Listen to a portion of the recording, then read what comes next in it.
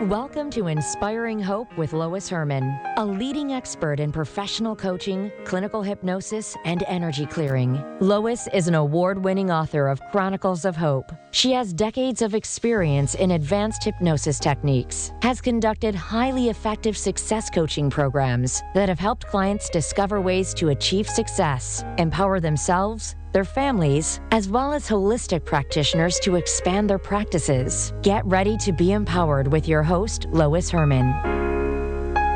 And good morning. Welcome to Inspiring Hope. I am your host, Lois Hermann, and I am here to inspire you with some positive messages to help you celebrate everyday people who are making a difference in our world.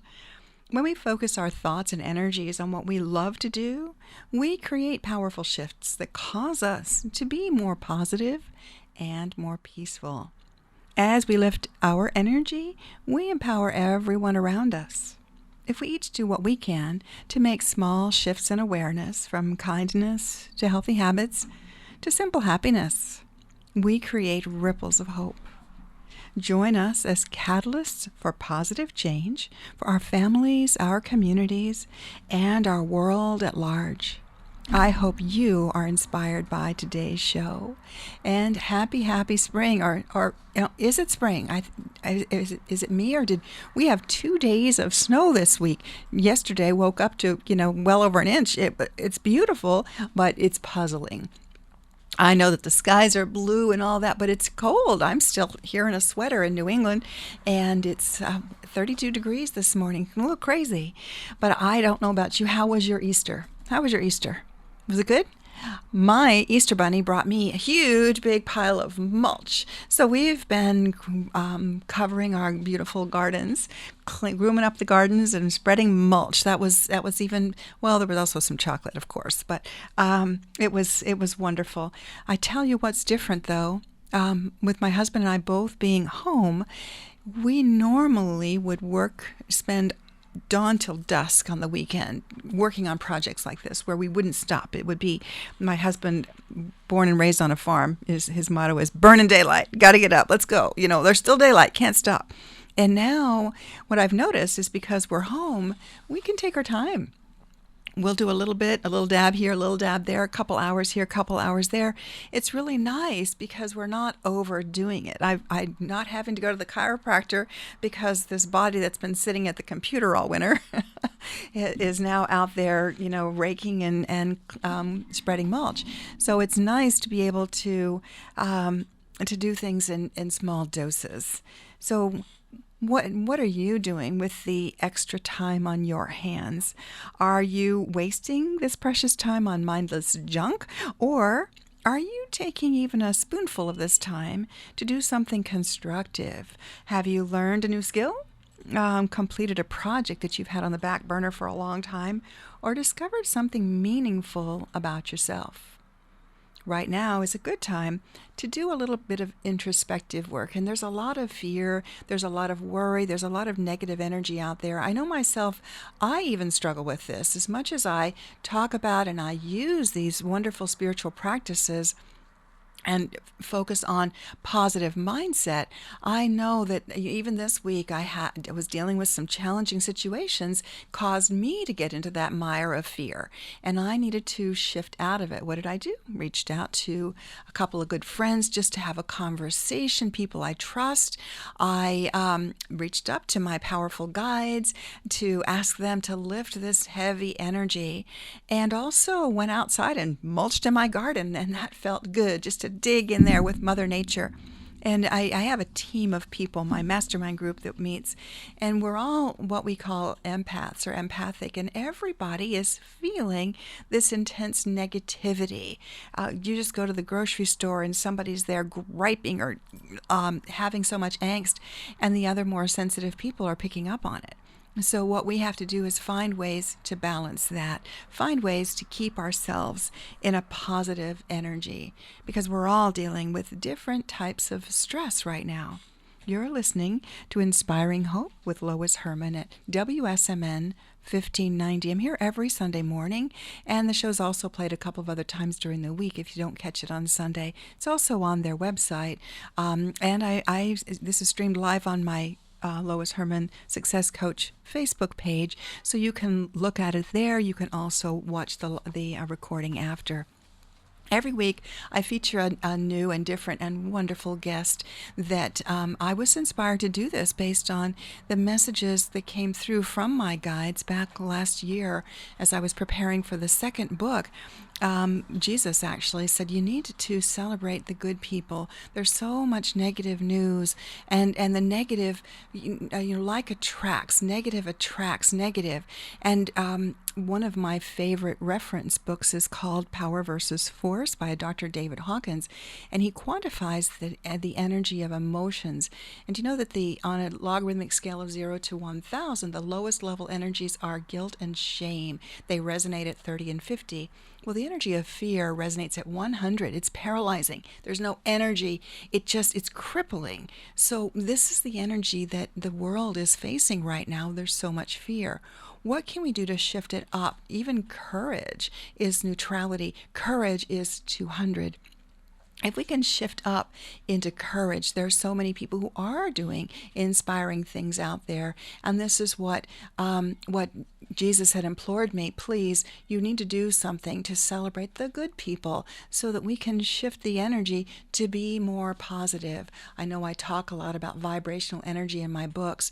That's because part of this is I come from a background where I dealt with vibrational energy in the diagnostic field of ultrasound. It's all about sound waves and wavelengths and frequencies, and we are energetic beings. So if we get stuck in that low-level energy of fear, shame, guilt, despair, we're stuck. That's all we see. That's the lens we have on. But if we can use whatever tools we can to shift our energy up to be more positive, we actually influence other people around us. Have you ever walked in a room or been around somebody and they were in despair and they just kind of bring you down? Or if you've been around somebody who was just, there's these people who just constantly have this positive energy and it's contagious and it makes you feel good. So find the things that make you feel good. I also just heard about music. We were talking with my group that music has different frequency levels. So there's inspiring music that resonates at, guess what, 250 to 300. So if you're listening to some really heavy, angry music, it's going to take you down into the energy of anger. But if you listen to some of these wonderfully uplifting, inspiring, classical or new age or just wonderfully inspiring music, it will actually help you to shift your energy. So music is, soothes the savage soul, as they say, right? Well, I actually enjoy music quite a bit, a lot of different forms. And now when you say that angry music, yeah, I would think of like hard rock or heavy metal. But come on, now you must have listened to music in the 80s and 90s. Yeah, you remember? Oh yeah, Def Leppard and all those guys. All those guys, yeah. The heavy rockers. Now, did they make you feel angry, or did you just feel like going out and having a good time? It depends. It's good to get the energy out because the energy of guilt and shame is paralyzing. But anger is a higher energy. It's like 150. So at least it's got some energy to it. So it's better if somebody's feeling really stuck. Those energies will get them moving. So yeah, you're right. It gets you moving. But if you want to aspire to an energy of peace, it's not Def Leppard. No, of course not. No, there's just some, like if you're at a bonfire with your buddies, the last thing you're going to break out is Bach and Beethoven, because that will clear the crowd right there. This is true. That'll get you peace because everybody's going to scatter. Hey, everybody, this is Art. He's here with me. He doesn't want to be on camera, so but he's my straight man here.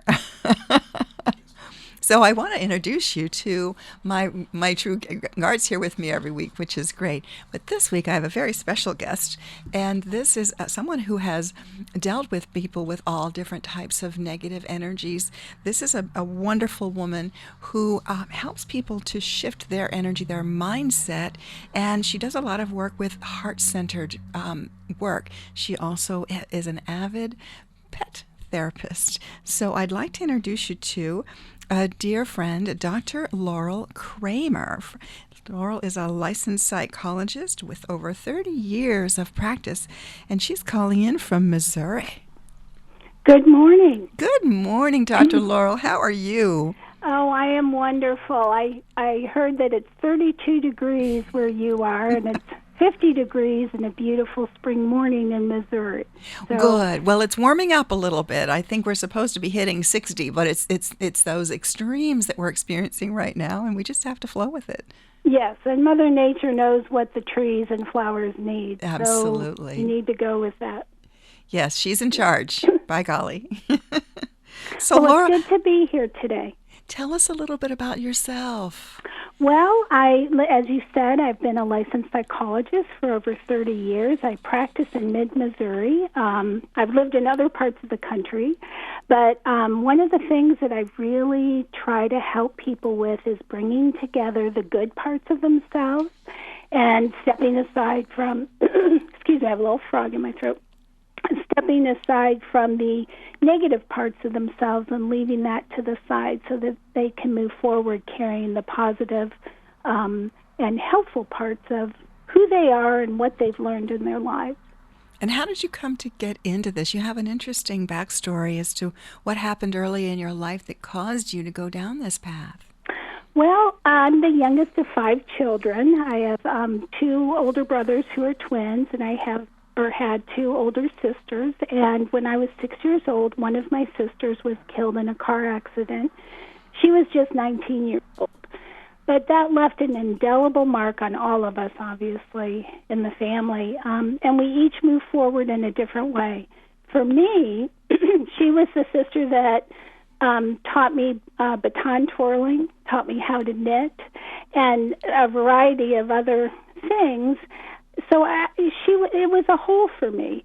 But I remember after she passed that I really promised her and myself that I would always try to let others know I love them because I never knew when they would be gone. Mm-hmm. And at 6 years old, that's quite a heavy event. Sure. But I think I have managed to carry that these 63 years now forward. Yeah. So it's one of my basic values that I really try to help others feel the kindness and the love that I can feel for them and offer them each day so that they leave feeling a little bit better and a little bit more connected. And that's exactly what I was mentioning earlier, what Jesus said in the session that we did. It's coming out in this next book, but he said, speak the compliment out loud. Most people, if they're unhappy with something, they will let people know that, but they will keep it in their heart. They might not say, hey, you look great today, or compliment somebody on something they've done. So you've created that as part of your life mission, is to let people know the positive, and I think that's very, very valuable in our society today. Yes, I think that's right. And I know growing up and into my probably later 20s, I always felt quite alone in the world. Being the youngest of 5, I always followed, I wanted to be like my brothers and sisters, but never could. And of course, they didn't want their youngest sister hanging out with them. But I really connected with animals. Mm-hmm. They were kind of my family. Mm.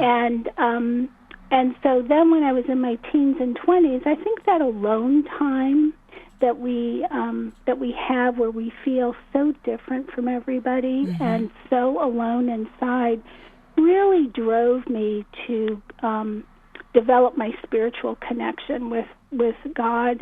I'm a Christian, but I also am open to other beliefs because I work with a variety of beliefs. Mm-hmm. So it's whatever your spiritual connection is, but to really deepen that within your heart.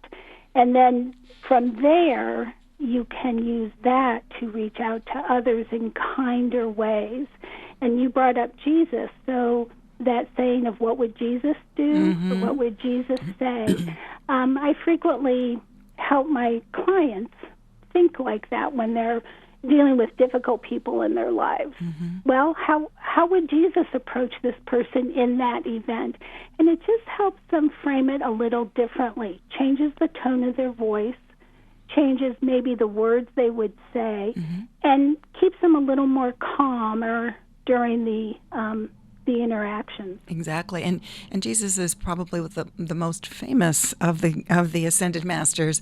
There are a lot of others that people call on, and like you in my practice, I work within people's belief systems, and if they want to call on White Buffalo Calf Woman or Mother Nature or Kuan Yin, it's absolutely apropos, because whatever this ascended master, this higher level vibrational being, they always bring a sense of peace, of calm, of sanity, of helping people to discover a different way of looking at things. When we get stuck in our own emotional junk, mind junk I call it, we don't necessarily see what possibilities are. We're stuck in that lower level vibration. But if we can raise it up to ask for assistance from a wise one, be it even your passed over grandmother, as long as she's a happy grandmother. If she was a critical grandmother, you don't necessarily want to call on her. But anyway, yes, reaching up and reaching out helps to shift that energy, and you get more clarity. Yes, regardless of your belief system, it's about touching within yourself, because that's your spiritual soul and spirit, and then helping that connect with whatever you develop as what makes sense for you in the bigger world. It is very helpful to do that, because that grounds us and it centers us. I know you talked a lot about, we had a conversation earlier this week, you talked about leftovers. That's a motto in your life, and I think it's very, very appropriate now too, because a lot of people are home, they're cooking differently, and they're having to figure out what to do with these leftovers. So can you tell us about your leftover stories? Yes, I have always loved taking leftovers, food in particular, and making something delicious the next few nights out of that. And I think being the youngest of 5, I got everyone's hand-me-downs.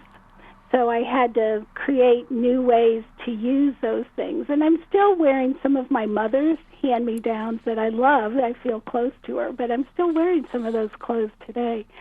But leftovers to me is the opportunity to take what is in the moment and mix it up a little differently to create something positive from that.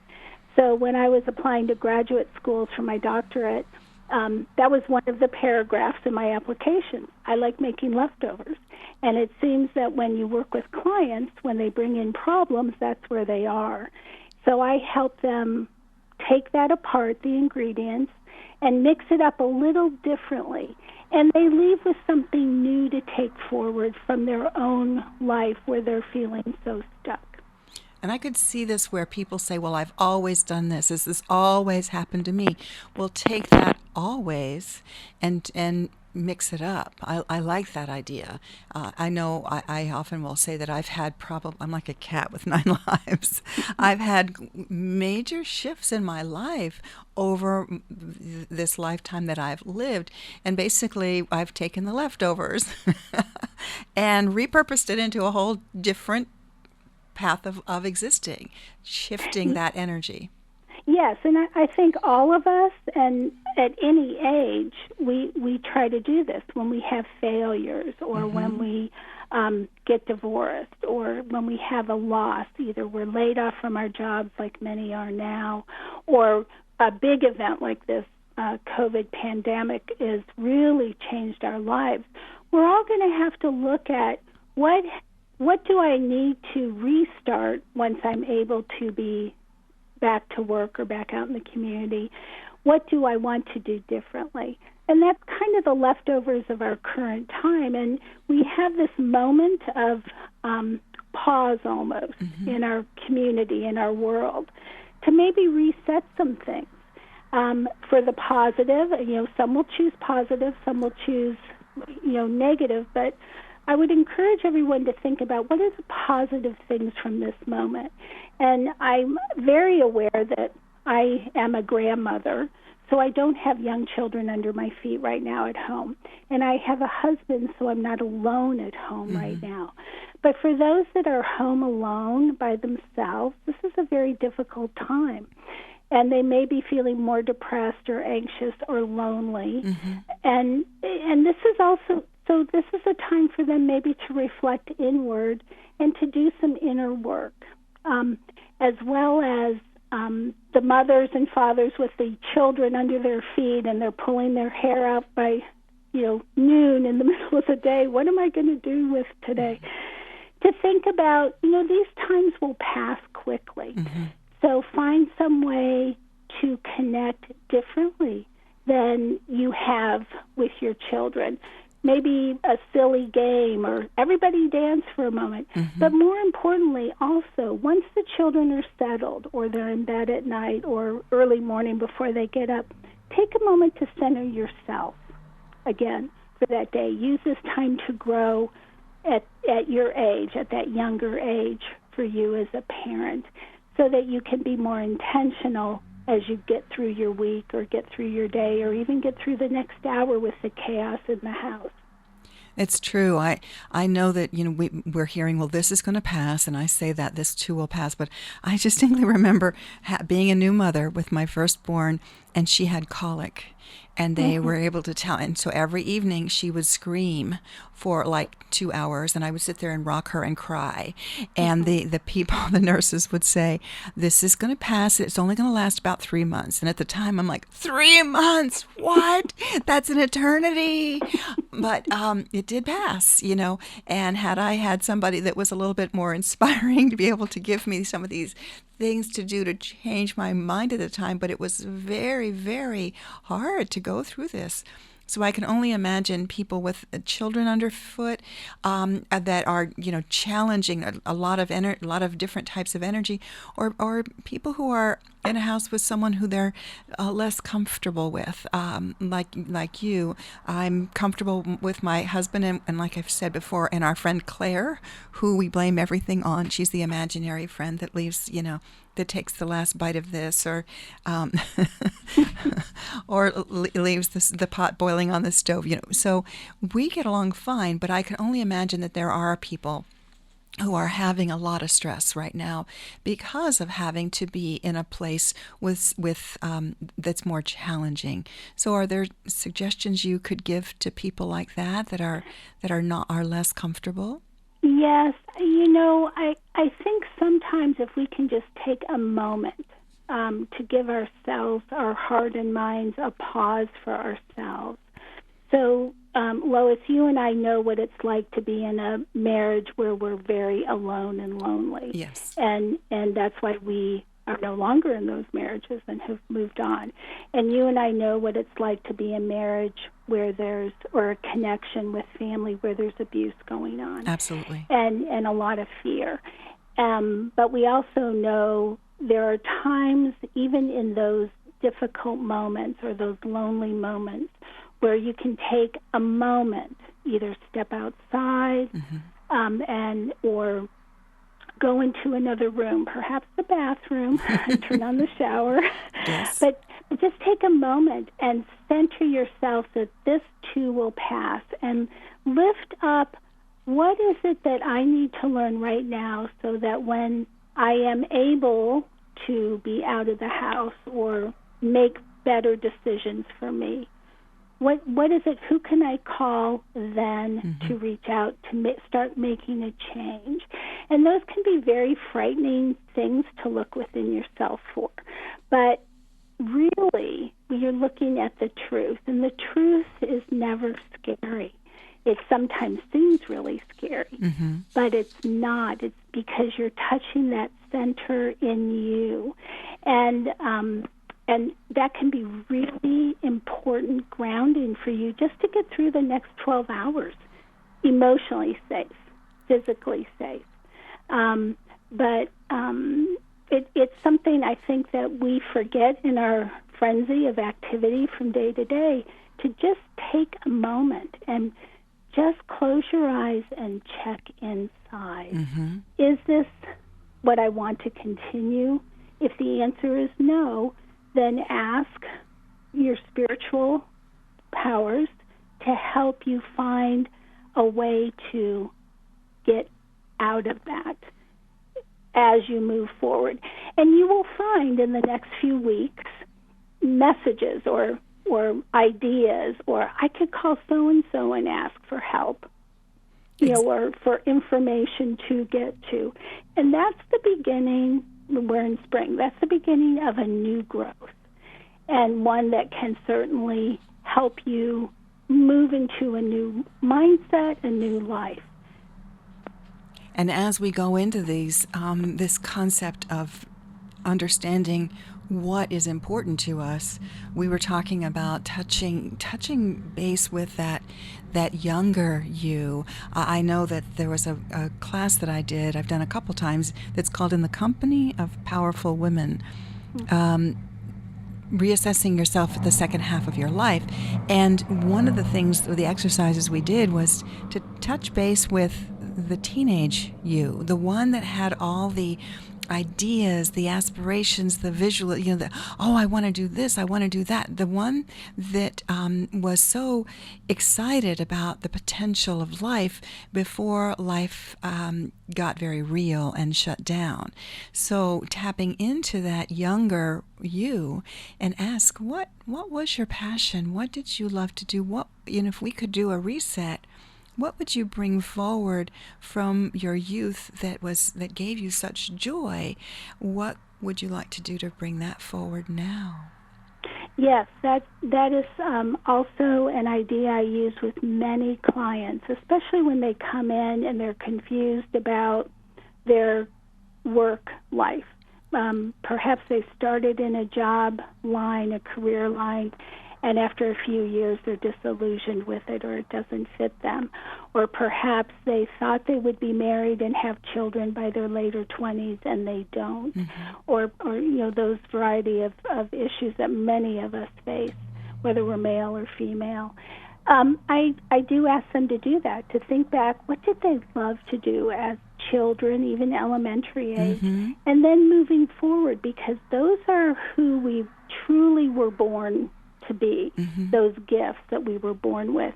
And when we get out into the world, into college or into work life in our late teens and 20s, the pressure of success or money or bills to pay or children that we hadn't planned to have at that age happen, we lose sight of those things in mm-hmm. us. So it's never a bad time. It's always a good time to look within and think about, what were those hobbies?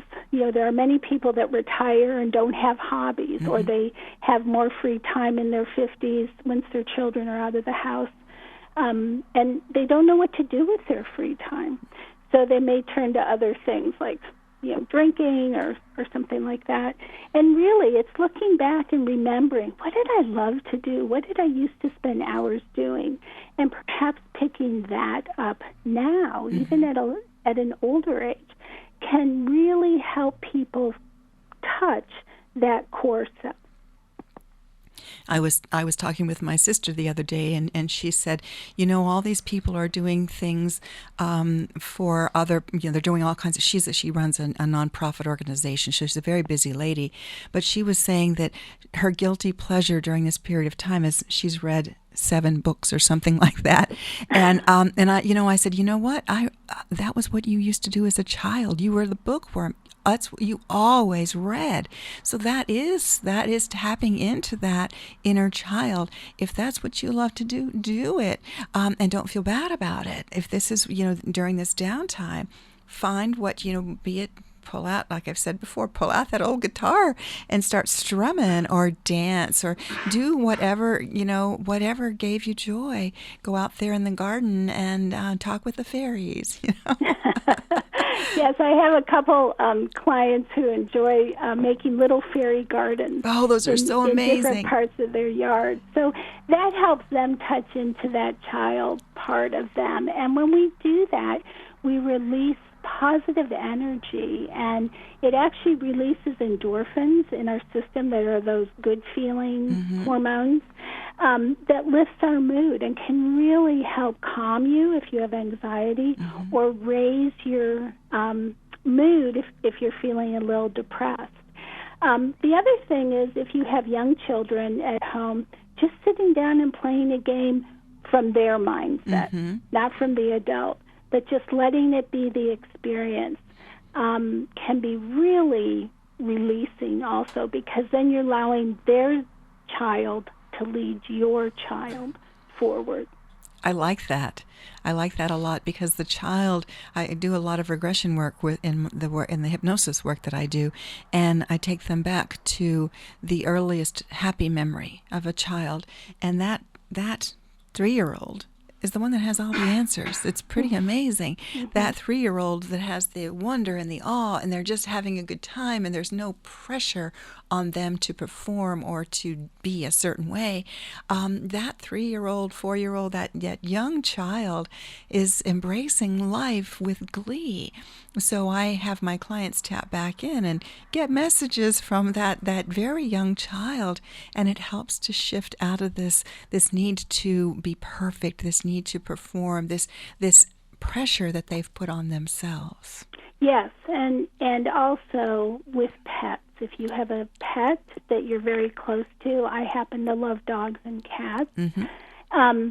But I know when I was in graduate school, and I was in my 30s at that point, post-divorce, and, feeling trust issues and loneliness and all that stuff, I had a special dog, and who'd been through with me with my marriage and then post-marriage at that time. And my friends would tell me, you are so different when we watch you with your dog than when you are with us. You're much more guarded with us. And that has stuck with me, because I think when we're with our pets, we let down our guard, much like as a 3-year-old does, because we're getting that unconditional love and acceptance, and we're not afraid to be in the moment with them and laugh at the silly things they do, or just let our feelings be whatever they are, and they accept us. Exactly. Do you know that I saw it was a big shelter in Florida right now for the first time in history. The pets have all been adopted. So people are reaching out to bring home the pets. Yes, and I think for people who are single or lonely for whatever reason, even if you're in a larger family, pets can be just your companion. Like I had a pet growing up, a cat most of the time because my mother didn't want a dog, but I always wanted a dog because it was just more interactive. They could run with me. They could go different places, where a cat, I seemed to keep them at home more. But just that companion, it's that other part of you that you can just be free with.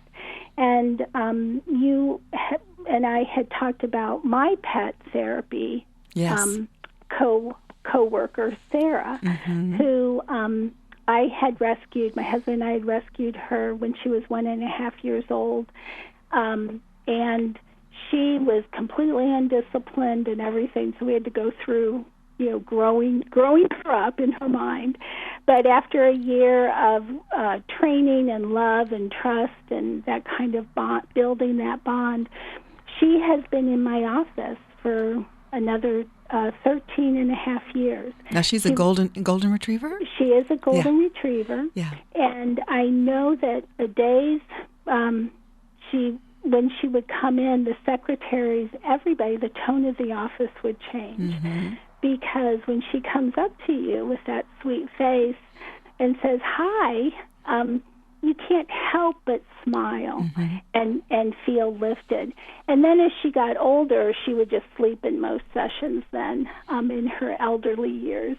Patients still really appreciated her just being in the room because it was a different sense of being in an office, a different sense of just letting them relax a little bit. Oh, this person likes dogs. That's a connection for me.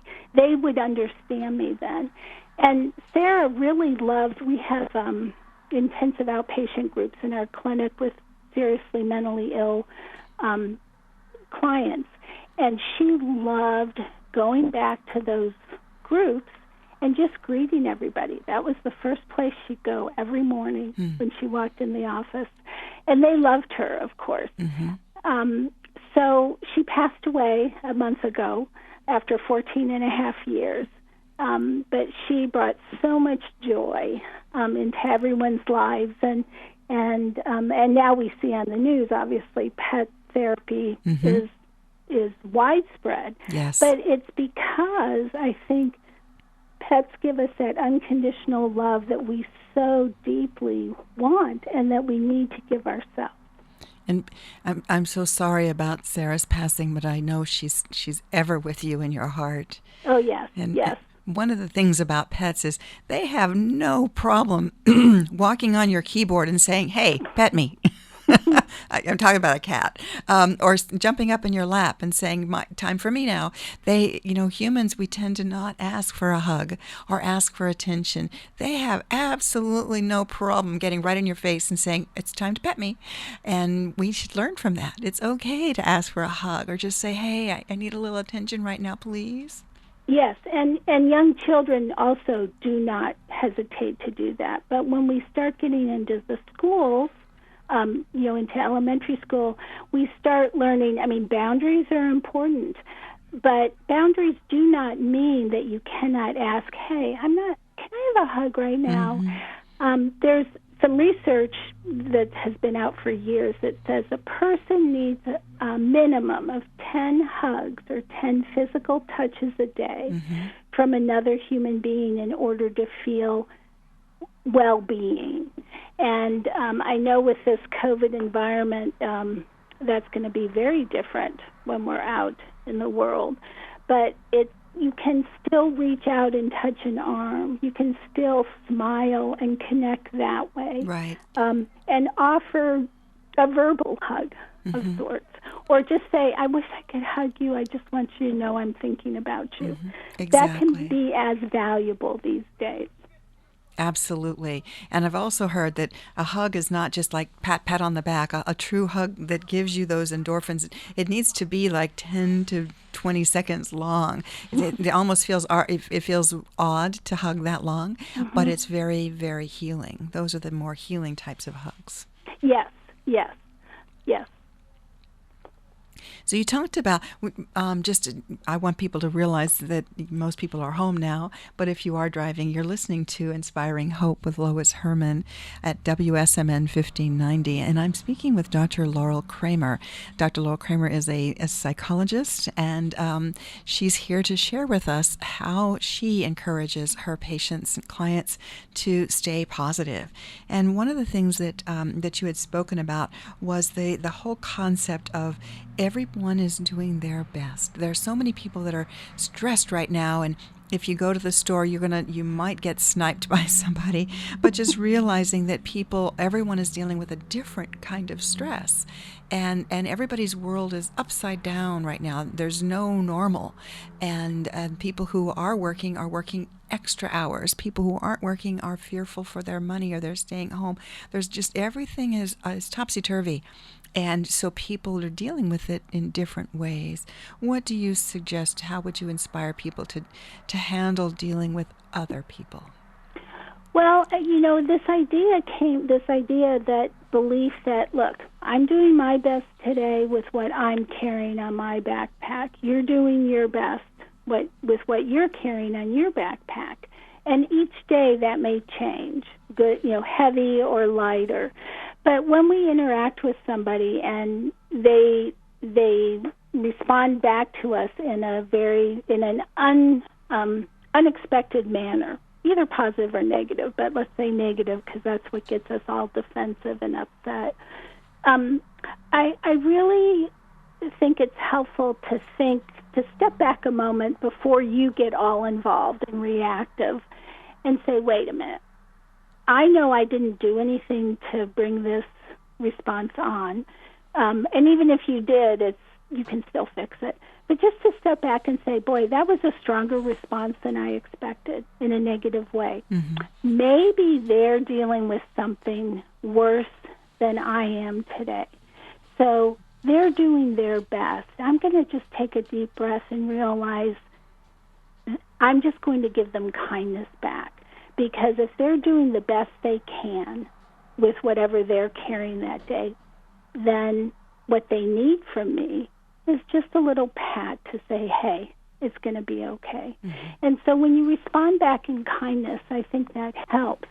And when you're home with your family, and we all get defensive with our family, I still do with my brothers and sisters, and we're in our 60s and 70s now when we all get together for family get-togethers.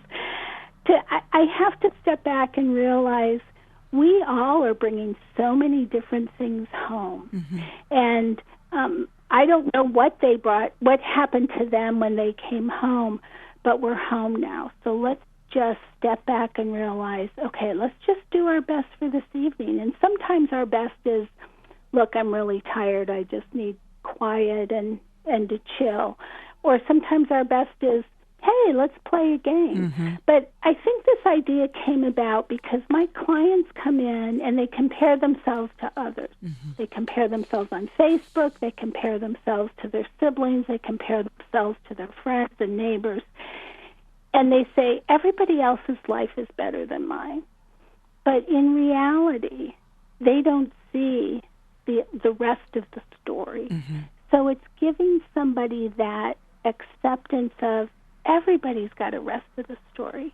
Everybody's carrying something that is difficult to carry, and to let it be. Mm-hmm. And then try to respond in kindness because that will calm the other person, and then you may have more of a positive interaction, or even a neutral one, which mm-hmm. is better than a negative reaction. Exactly. When people push our buttons and we tend to respond in kind, it just escalates. But if we can choose to come from a place of loving kindness, compassion, understanding, it diffuses the situation and it gives us the opportunity to have a different outcome. Yes. Wonderful. Do you have any specific ideas or advice on how to keep to inspire others to stay upbeat and inspired during this time? You know, I want to encourage everyone to think of it this way. This is a pause. Our Earth has given us a pause button. This isn't going to be forever. Life is definitely going to be different in a month from now, in 2 months from now, than it was in January and February. That doesn't mean that we can't continue to move forward and have important activities and important events that we all love and enjoy. It's just going to be different. So I would encourage people to think forward, like, okay, what can I do better as we move into life again, rather than, well, this isn't like it was. I don't like this because this isn't like the old life. But the old life won't be able to be in the present anymore. So how to reach out to others. Think of ways that you can connect with others. And we're seeing it on the news. People reaching out with food, people reaching out to their neighbors, people reaching out to nursing home residents through windows. That being kinder, and everybody can think of something to do that is better or more kind to another person. Perhaps it's in the grocery store, just thanking the person who checked you out. Mm-hmm. Thank you for being here today, and being pleasant. Yes. Can really make the checker's day.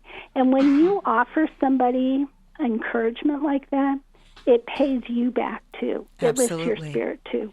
That's exactly right. And Dr. Kramer, could you tell us a little bit about your involvement with the messages that have come through in the Chronicles of Hope series? Because you've been involved with both books, very much so, and I value your feedback, your question. When I create, so the backstory with the book is, I had these channeled messages that came to me, and I was asked to present them to the world, and I had no idea how to do that. So I have a team of people who have been helping me, and I'll send my thoughts to them, and they'll say, well, have you thought about this? This doesn't can you clarify that? So I've had this amazing team that has been able to help me as I'm preparing to present these to the world, help me to get clear on how to present them. And you've been a very, very pivotal person on that team. Can you tell a little bit about what your thoughts are about the Chronicles? Sure, and I appreciate your kind words of my participation. I feel very honored to be also part of this group because for me, as I read the first book, it really helped me rethink my place in our bigger universe. You know, we're on a very small, rocky planet in the middle of a lot of other things, and we all wonder, is there life out there or not, or what's the meaning of all this? And that book gave me some perspective that I hadn't had before that helped me know, wow, there really is spiritual help here, regardless of your belief system. So I can center my heart for good and work for peace and love and unconditional acceptance here in my small world. And I think the first book really helped give me an overview of there is meaning in the universe. It's not just chaos. It's not just science. There is spiritual meaning here, which I always believed, but now here was another bit of evidence. And I think working on the second book chapters with you, it's really opened my eyes to the different spiritual beings, as you said earlier in our talk today, whether that's Jesus or Ra or Mother Earth. It really helps me understand we're all connected in a web of sorts or in a tapestry. And when we pull on one thread, it does affect others.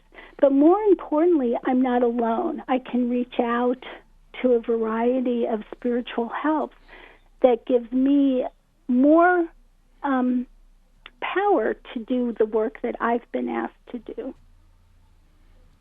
I agree that I rely on them regularly when I start to feel very small and insignificant, and even doing this radio show is out of my comfort zone. I'm an introvert. I tend to be happy as a clam, staying home and playing in my gardens. But I've been asked to step up, and that's what I've been doing with the shows and with putting the messages out there, because the messages to me are a way of living a life that is based in honesty, integrity, compassion, kindness, a place of coming from a place of we are all one, and getting rid of this conflict that seems to be so pervasive in our world. And I'm wondering if this whole pandemic is causing us to actually be more aware of our interconnectedness. I believe it is. I don't think God said, okay, here's a plague, I'm going to do the world. I think it happened, it evolved, and then infected people around the world. And we can use this as human beings to build a more positive connection if we choose to. So, this is a time, and these books are a help to develop your own belief about why you are here on Earth at this time in the universe or in 2020, and think about what can I do to make this planet a better place. Conflict is not always bad. I mean, it can be used for very good. So it's looking for that silver lining, and that maybe it's just a thread. It's not a whole lining, but just that little bit of light to say, there, I could do something with this to help me feel better that may help others feel better. Yes, and as we each find what it is that gives us joy, then and we share that, it shifts the energy and it brings that positive vibrational energy up across, just in your own little space, which is a ripple effect. It affects everyone. Exactly. Yeah. Exactly. We are so connected that just a kind word or an unkind word can really change somebody else's day that you didn't even know heard it.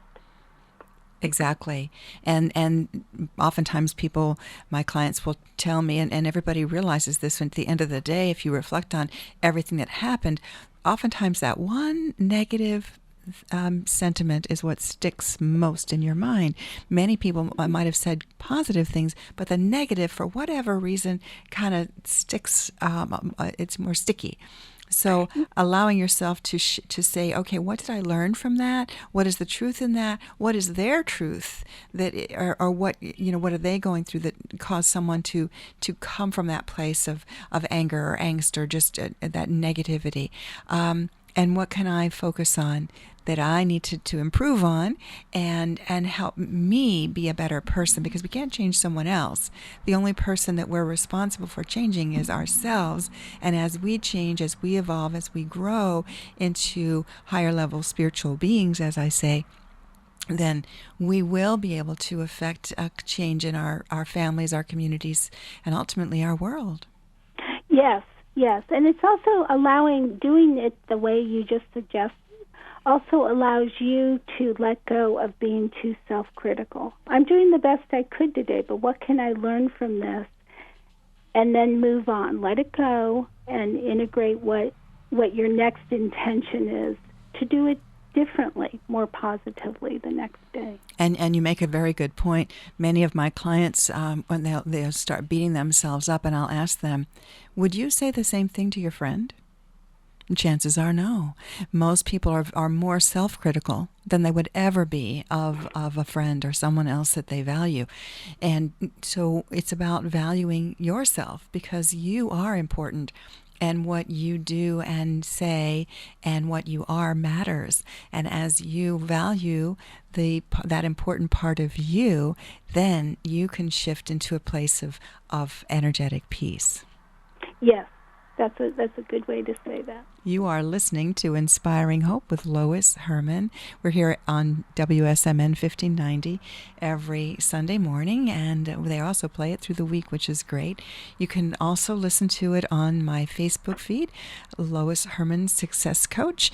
And I also have a YouTube channel where I'm posting all of these, and you can get there from my website, loishermann.com. And today we're speaking with Dr. Laurel Kramer, who is a psychologist who specializes in helping people to open their heart, to get into their heart center, to truly reestablish a sense of self. And Laurel, do you have a favorite motto or quote that you would like to, we're coming down to the last little bit here, that you would like to share with people? Well, I've always lived by the motto, give someone a fish for a day and give someone a fish and they eat for a day. Teach them to fish and they eat for a lifetime. So I always think it's important to help others learn how to help themselves so that they can take that forward. And that's exactly true, and that's what's happening right now. We've got this pause where we can learn something instead of expecting someone to hand us something.